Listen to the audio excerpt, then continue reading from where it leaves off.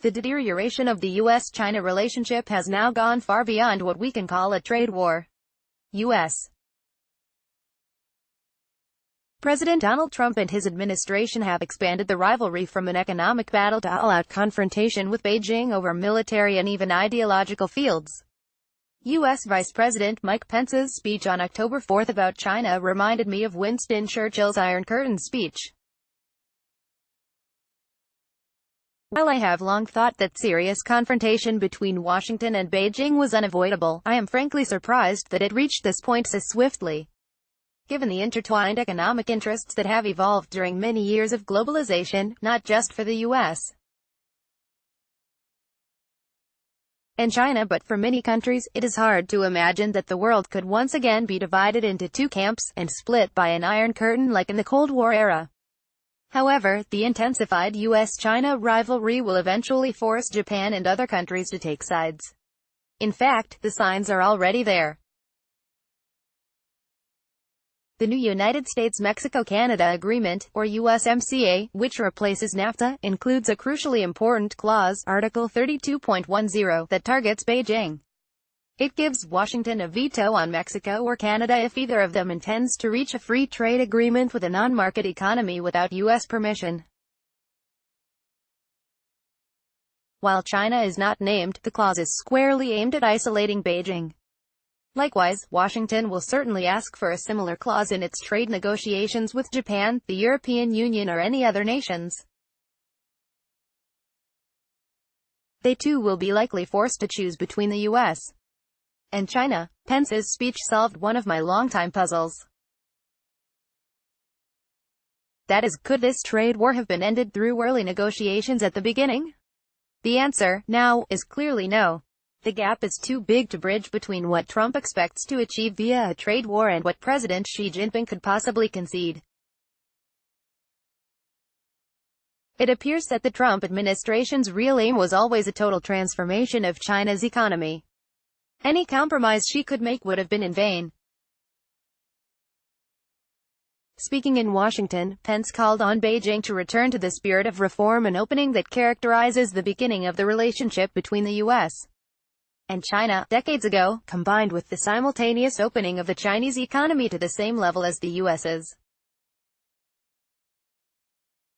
Given China's current political and economic situation, such a request is obviously all but impossible for Beijing. While the possibility of ending the trade war seems unlikely for the time being, it does not mean the current impasse between Beijing and Washington will last forever. In other words, the current deadlock over the trade war will be eventually broken. Therefore, it is important to find the keys that may open up the deadlock and so try to foresee the direction of the conflict. One possible key that may affect the Trump administration's approach to China is U.S. domestic politics. Both Democrats and Republicans have come to a bipartisan consensus on the "get tough on China" policy. Yet a considerable number of voices, including some Republicans, disagree with the high-pressure approach the Trump administration has taken.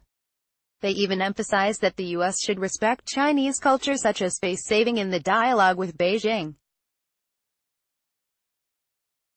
The crisis may be eased if such voices are sufficiently loud to affect Trump's presidency. However, U.S.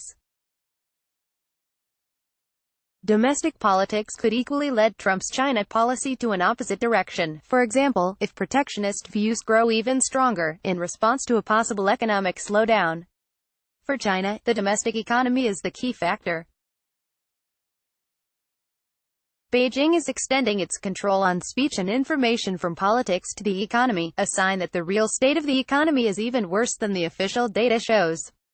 A rapid decline in exports to the U.S. accompanying the trade war would inevitably further undermine growth.